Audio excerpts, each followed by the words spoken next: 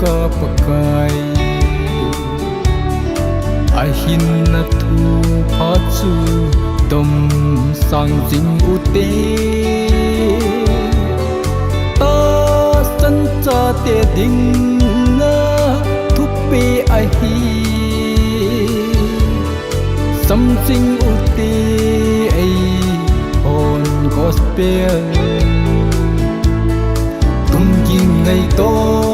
thôi pakai pa chui u te cao kim pe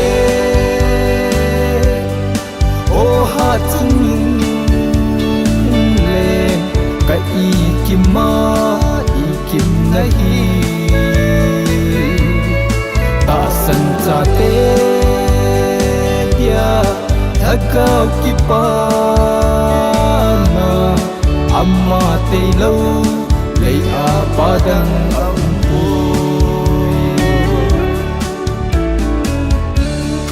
chọn se thim jing noi za te ho pakai ko na o kin chu za lo nahi sa tan kul pi a kon hum po to un jesu min nin tu kisil tiemun ta cao min a thiên na chân thiên u ai ta cao thiên tế ô ha chân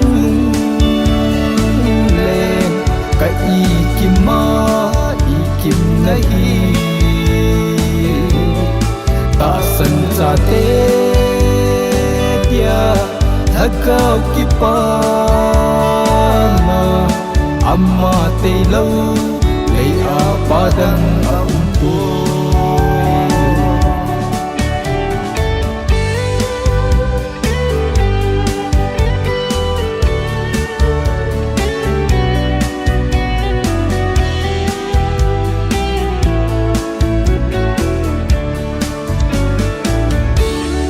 hadam chang sa te le na mu chu don leng phai na lâu na cầm a chun bon kia ngồi nâu bông nhìn ấp va sinh huy tai on hàng gam no pi a chun chin lo in pa kai chu a va chui cao kim pe ô ha chung lên cái y kim ma y kim nahi